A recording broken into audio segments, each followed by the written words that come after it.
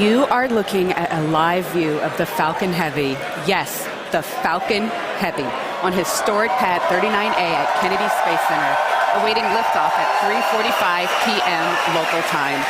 Welcome to our live launch webcast. My name is Lauren Lyons. I'm an engineer in our flight reliability department here at SpaceX, and I am so excited to be here with you today, along with my co-hosts, bringing you coverage of the first ever test flight of Falcon Heavy. At liftoff, Falcon Heavy is going to be the world's most powerful operational rocket by a factor of 2. And today is the day that we attempt to demonstrate that power. And because it is a test flight, there is no satellite customer on board the vehicle today, but the fairing is not empty. We do have some very interesting payloads going up on this flight that we'll talk about later on in the webcast.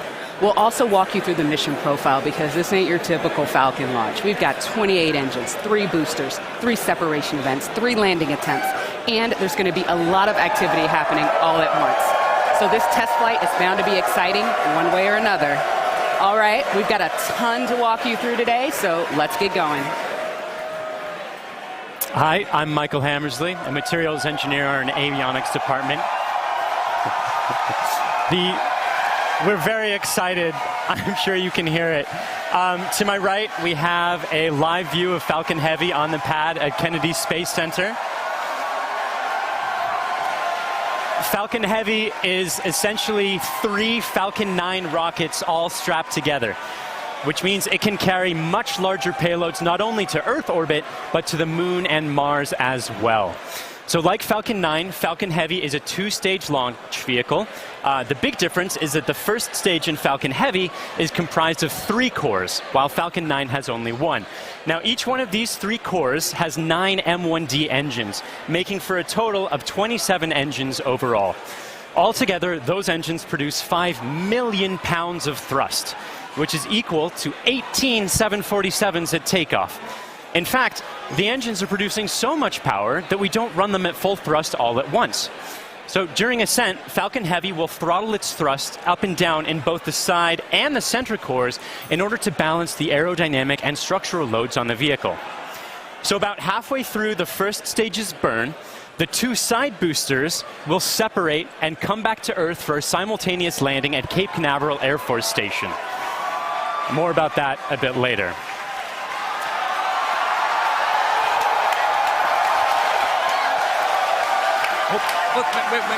Wait. At that point, the mission proceeds very much like a standard Falcon 9 flight. The center core will keep on firing for another minute to burn all of its fuel, and it will perform a standard stage separation from the second stage on top. This second stage, with the fairing right at the very top there, the second stage is exactly the same as any other Falcon 9 flight, except we've loaded a bit more helium onto it this time. Now, that second stage will be sending our payload way out into a Mars-crossing orbit, which we'll also get into a bit later. But all in all, with a successful launch, Falcon Heavy is going to be the largest and most powerful operational rocket in the world. We're very excited to be launching it today. Let's check in on exactly how it's doing.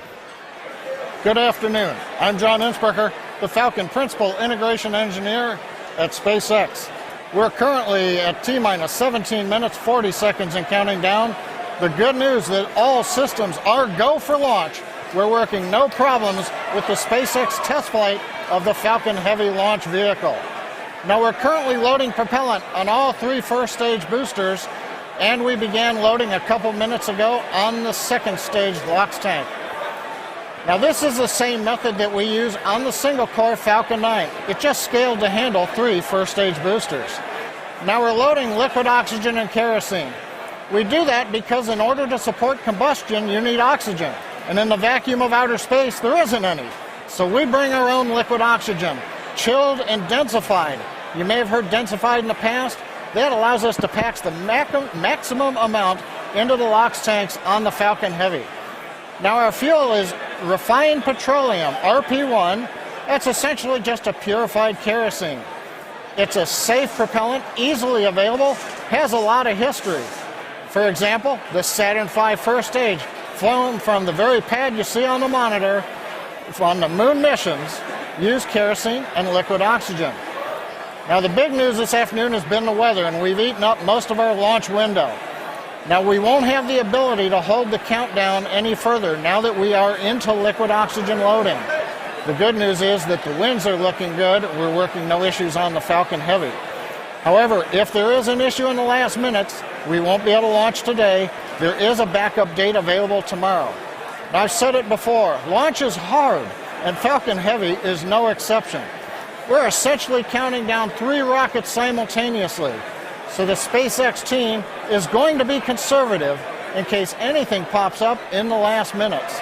But as the energy and the enthusiasm from the team gathering below me outside of Mission Control Center X is growing, we are go at T-minus 15 minutes and 40 seconds and counting. My name is Brian, and I'm part of the software team here, and I'm standing just outside Mission Control as the crowd gathers behind me. We're all anxiously awaiting this very first test flight of Falcon Heavy. Now today, SpaceX has over 6,000 employees in locations across the country, but it wasn't always like that. Now, when SpaceX was first founded in 2002, it was just a small group of engineers who believed that they could reduce the cost of exploring space, but had never actually built a rocket themselves.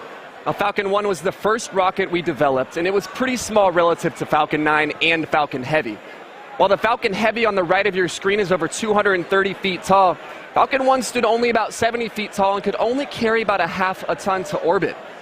However, despite its small size, Falcon 1 served a very large purpose. It was our roadmap to using modern technologies to engineer a vehicle that was not just more reliable, but was less expensive than alternatives. Now, we had 3 test flights of the Falcon 1 before we found success. But on that 4th Falcon 1 flight, it became the first privately developed liquid-fueled rocket to reach Earth orbit. Now, fast forward to today, and SpaceX has had 49 successful rocket launches. We have recovered 21 first stages, and we have reflown 6 of those. We have had 14 Dragon launches and have successfully reused the spacecraft as well. Now, our next step on this journey is just minutes from now, when we'll attempt the first test flight of our heavy lift launch vehicle. Now, there have been many challenges along this long road, and it has not been easy. But no matter what happens today, it has all been worth it. Now, one of the many challenges we're hoping to overcome with this test flight is the recovery of all 3 cores of the Falcon Heavy first stage. Although we have demonstrated success with the recovery of a single core, 3 is on a whole nother level. So let's check in with Michael to get an overview of what that story may look like. At SpaceX, our primary goal is to enable people to live on other planets, most notably Mars. But it's hard to do this without dramatically lowering the cost of access to space. And the best way to accomplish that is to reuse as much of the rocket as possible. So we've been successful at landing and reusing Falcon 9 rockets for over 2 years now. And Falcon Heavy aims to continue this trend of reusability. So today, we'll be attempting to recover all 3 of the first stage cores by using both of our landing methods, by land and by sea. So the side boosters have actually been used before on missions TICOM 8 and CRS 9. And at the time of booster separation, during ascent, the side cores will still be going slowly enough to turn around. So it makes sense to return them to Cape. They'll be executing a 3-burn maneuver to get them back to landing zones 1 and 2 and Cape Canaveral Air Force Station. You may have heard of landing zone 1. Landing zone 2 is an identical landing pad right next to it for Falcon Heavy landings. The center core will be going too fast to efficiently return it to Cape Canaveral Air Force Station. So we're going to use the autonomous spaceport drone ship to catch it about 300 miles off the Florida coast. It will also be executing 3 burns to get there. So, if all goes well after launch, we'll have 3 first stage cores back on Earth, 2 for the second time, and a wealth of data for perfecting airplane-like operation in the future. So, countdown is still proceeding nominally. So let's check in again on how Falcon Heavy is doing. We just passed T-minus 12 minutes in the countdown of the test flight of Falcon Heavy.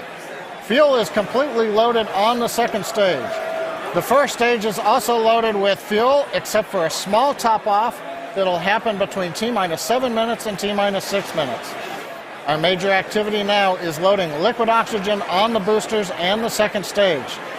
Liquid oxygen propellant loading on the first stages will end between T-minus 4 minutes and T-minus 3 minutes. Liquid oxygen loading on the second stage is the last one to finish, ending by T-minus 2 minutes. Now, in addition to loading propellant, the team is preparing to perform their final checks of the Merlin engines. will begin chill-in of the Merlin engine turbopumps with liquid oxygen as typical at T-minus 7 minutes like we do on Falcon 9 flights. We'll also be verifying valves and using the thrust vector control actuators to move the engines to verify the actuators are working correctly. As we get to T-minus 4 minutes, the clamp on the top of the strung back will open. You can see it just behind the Falcon Heavy. That entire structure will move about 1.5 degrees away from the rocket. At liftoff, it will move the rest of the way to clear Falcon Heavy, just like Falcon 9 flights. At the T-minus 1 minute mark, the flight computers will go into startup mode. They'll be controlling the countdown on the Falcon Heavy. What's different in this flight? Engine ignition will begin at T-minus 5 seconds on the 2 side boosters, followed 2 seconds later by the center core. Now we're continuing to watch the weather, making sure that the ground liftoff winds don't exceed the maximum. They're looking good right now. We continue monitoring the upper altitude winds as reported by the balloons. But right now at T-minus 10 minutes and 10 seconds and counting, the Falcon Heavy test flight is go. Because the first flight of Falcon Heavy is a test mission, we do not have a customer spacecraft on board today. Instead, we put something a little special with SpaceX inside the fairing. Now, more often than not, on the first flight of a new rocket, engineers will choose to fly a mass simulator, which is basically a heavy object of some sort to simulate the dynamics of flying a payload, but with little consequence if the mission doesn't work out exactly as planned. And as many of you already know, we have opted to have a little fun with our mass simulator.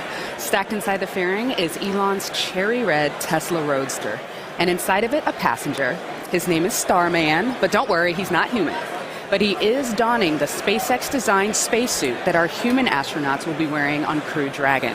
And if all goes well today, we hope to get some live views of it as it makes its way into space.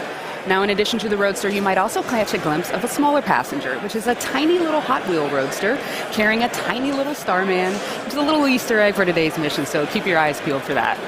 But those are not the only payloads we're flying today. Secured inside the Roadster is another really special passenger called an ARC. An ARC is a 5D laser optical quartz storage device, which is essentially a high-tech, high-data storage unit that can survive in the harsh environment of space.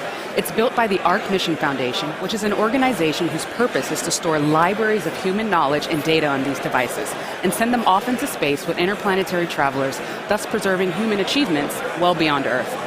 On the ARC that's being launched today, the Foundation has stored Isaac Asimov's classic sci-fi series, The Foundation Trilogy, which was the original inspiration for the ARC mission. And given that making humanity a multiplanetary species is the core purpose of SpaceX, launching an ARC on this mission just seemed fitting. And last but certainly not least, a little something special for our hardworking SpaceX team.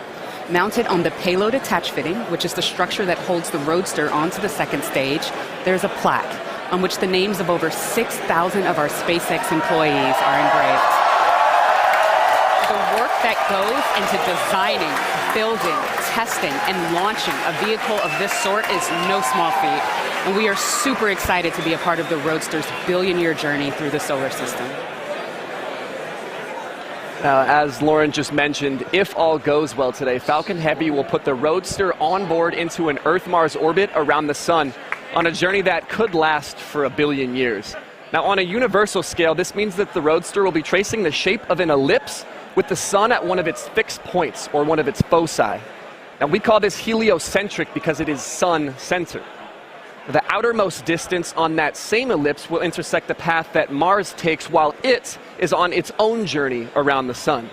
That's quite far away. That will reach a maximum distance from Earth of over 400 million kilometers. In Earth terms, that's about the same as a trip around the equator 10,000 times. Now, during its journey, the Roadster will also reach a maximum velocity of nearly 40,000 kilometers per hour, or about 20 times faster than a speeding bullet. Now, as we said, it should stay up in orbit around the sun for about 1 billion years, and it's a very long, exciting road ahead, and we are thrilled to be able to take the first steps on that journey just 5 minutes from now.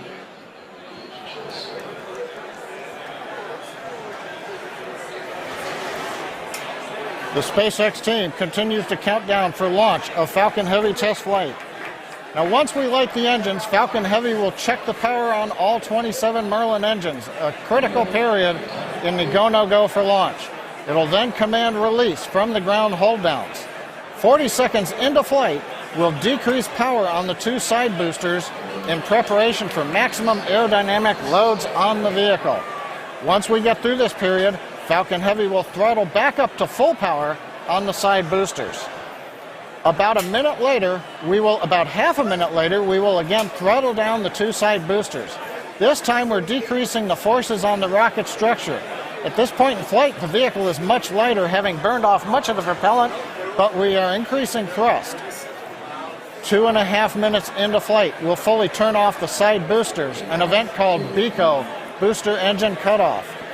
At this point, the pneumatic separation system on the center core will unlock the two side boosters and push them away. The side boosters will disconnect first at the top of the center core, then milliseconds later from the bottom, so they'll actually rotate away from the center core slightly. Once the side boosters are clear, the center core will throttle up to full power and burn for another 25 seconds. Finally, at just past 3 minutes after liftoff, the center core will shut down, an event called MECO, Main Engine Cutoff, and the second stage will separate. From this point on, it's like a Falcon 9 mission. The fairing will separate, the MVAC-D upper stage engine fires, eventually sending the stage and payload out into the solar system to orbit around the sun. So that gives you a feel for the sequence of events we're planning on today's flight. So now, at T-minus 4 minutes 45 seconds and counting, let's witness the test flight of Falcon Heavy.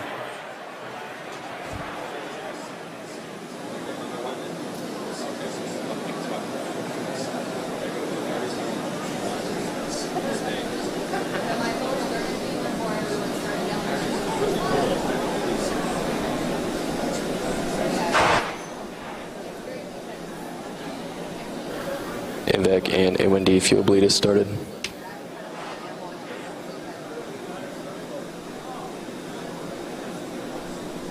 Safety crate alarms are open. Throttling to close up.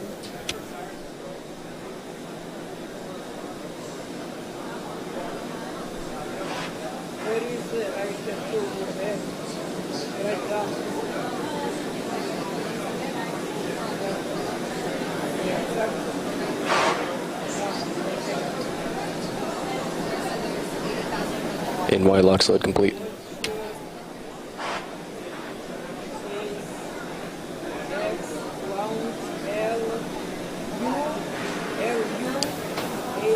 PY lock sled throttling to close up. PY lock sled complete.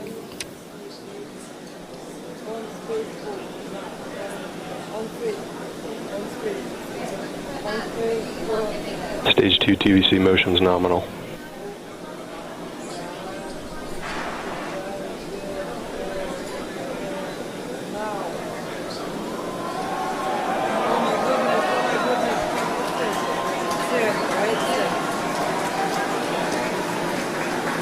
Logo bleed verification. Center core lock sled complete. Strombeck lower has ended. Strombeck's at 88.2 degrees.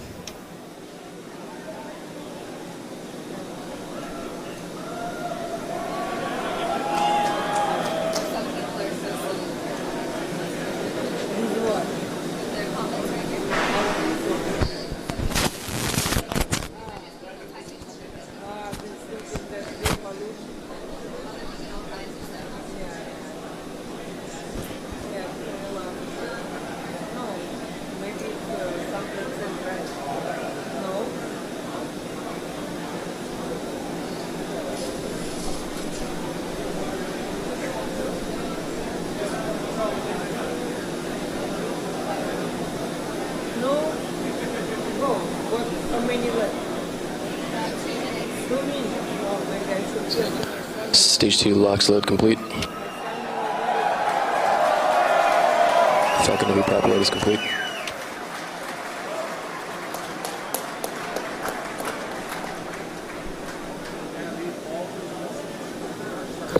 Falcon Heavy is on internal power.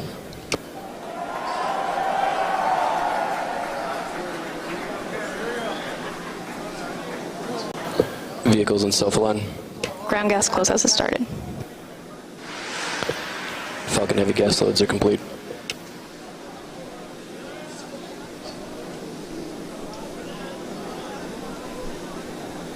M1D fuel bleed complete.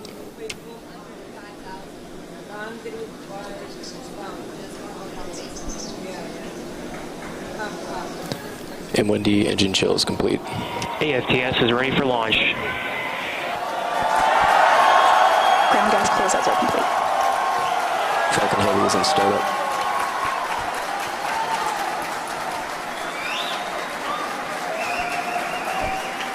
Stage 2 present for flight.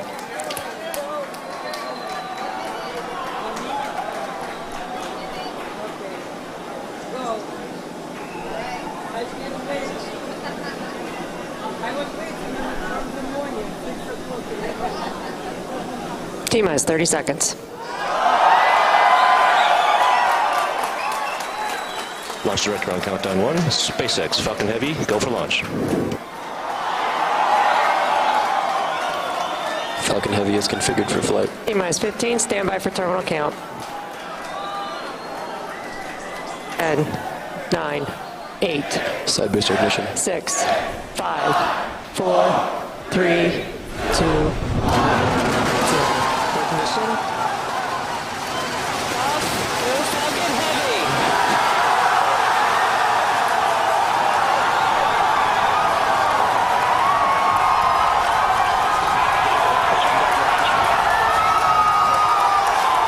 Stage 1 propulsion is nominal.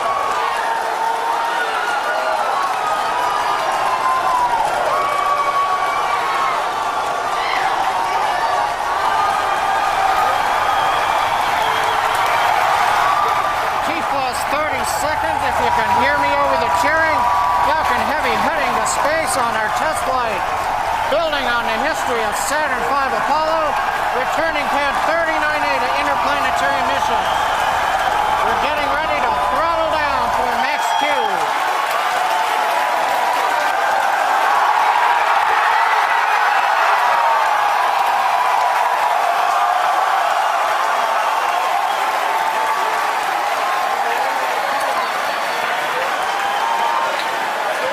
Vehicle is supersonic. You've heard the call out. Vehicle is supersonic.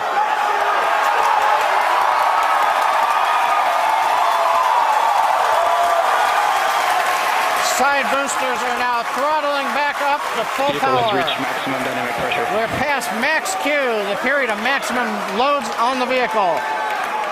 Next up, we'll be waiting for the side boosters to begin to throttle down prior to booster engine cutoff and separation 2.5 minutes into flight.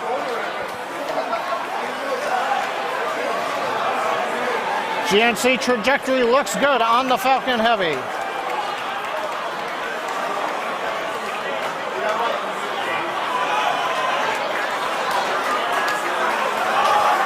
Reports show that the M1D engine performance is nominal. Impact engine chill has begun.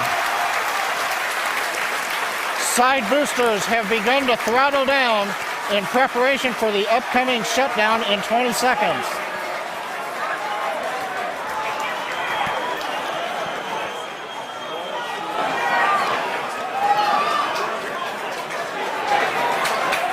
Major event coming up with side booster shutdown and separation. Inside shutdown. Side boosters. Beacon. Center. We're throttling up. S1 keeps going.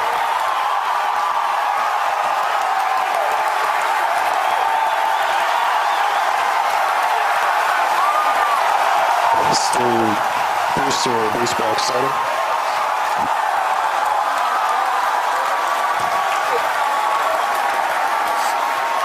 Successful separation.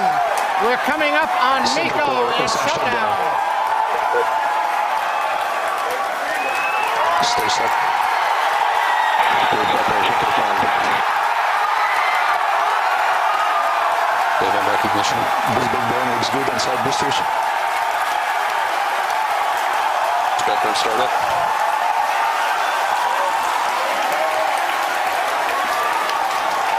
Coming up on fairing separation. Center core side engines on power, also look good.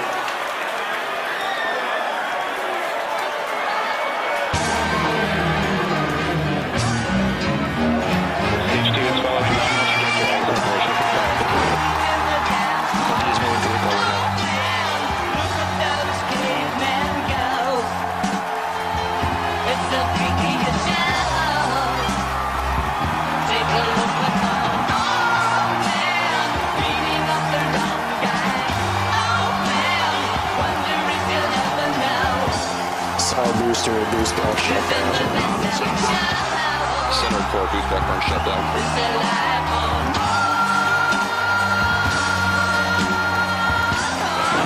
Acquisition of signal.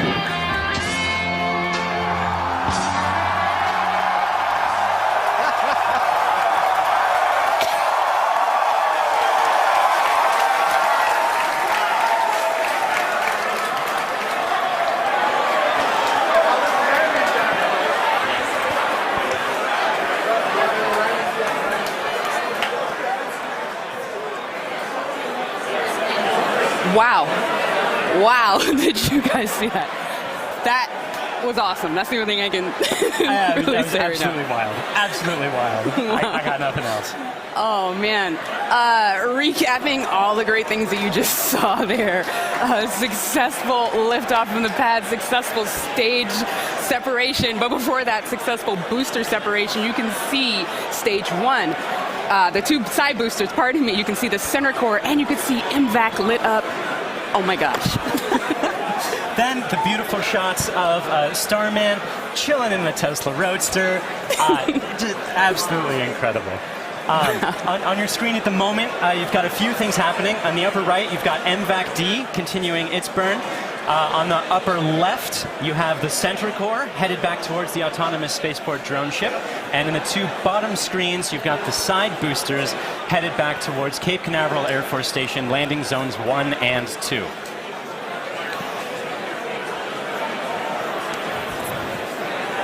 The next step coming up for the side boosters and the center booster is the re-entry burn. That's going to slow it down from, or slow all the boosters down from way faster than the speed of sound to just faster than the speed of sound in order to reduce some of those aerodynamic forces and heating that occurs when you're moving that quickly through the atmosphere.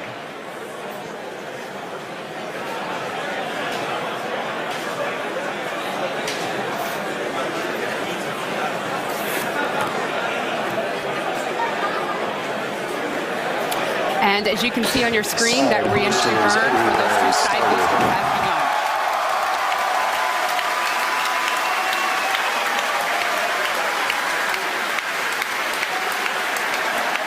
Side boosters entry burn shut down. Side core entry burn target.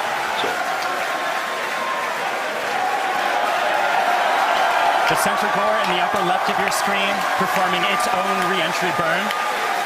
You can see the edge of Cape Canaveral in both of the side booster cameras as those are coming in. PY and NY side boosters have saved. Center core entry burn shutdown. And even though those look very similar, those two boosters' views, those are actually representing different boosters. And they're heading towards Earth. They're about to begin their landing burns. We'll hopefully be able to bring you nice footage of that. Both side boosters transonic. And watch for the landing lights deploy at the tail end of that landing burn.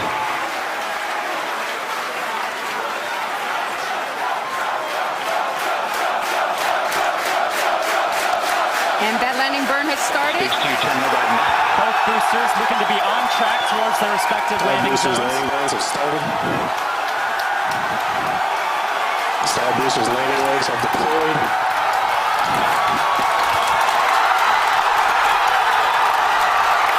And the Falcons have landed. LZ1, LZ2, both side boosters have touchdown. Landing operators move on to 11 by 1, recovery 1 and recovery 2. And coming up very shortly, the center core will be attempting its landing on the autonomous spaceport drone ship. You may also be hearing the second engine cut off.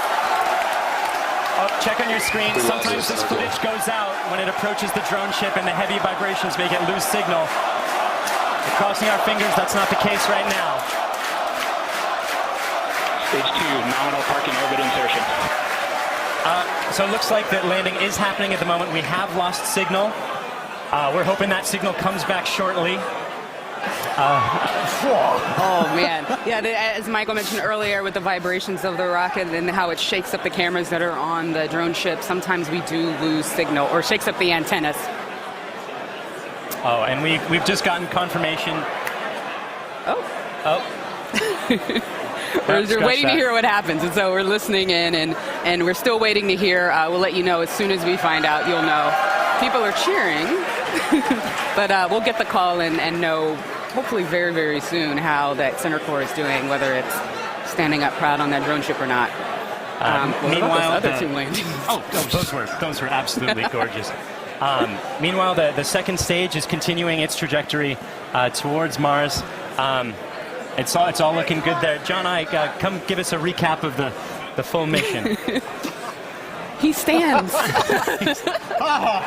if you could hear all that cheering, it was an outstanding test flight of the Falcon Heavy.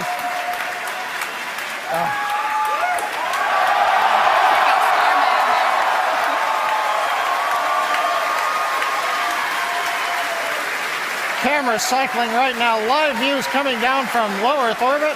The second stage successfully got there, and it got there as the culmination of a great Falcon Heavy test flight. We lit 27 engines, throttled the boosters up and down. We separated the side boosters. They came back spectacular, simultaneous landing. The center core did its job. The second stage did it. Everything that you could want in a test flight, we got here. Now we're just looking for the icing on the cake to find out what happened on the drone show. But all in all, an outstanding test flight for Falcon Heavy. Wow, what an absolutely momentous occasion. Thank you so much to the range for contributing their expertise to today's launch, the FAA for the licenses to launch and land those boosters, as well as the rest of Falcon Heavy. And thank you to you, the viewers, for joining us for a really, really cool moment here. And to find out what happened with the center core and what's going on with Starman as he makes its journey through space and all of our other launches, you can visit us at SpaceX.com and follow us on social media on LinkedIn and Twitter. If you would like to join us on exciting projects like these, please visit SpaceX.com/careers. From the entire grateful team here, thank you again for joining us. We'll see you next time.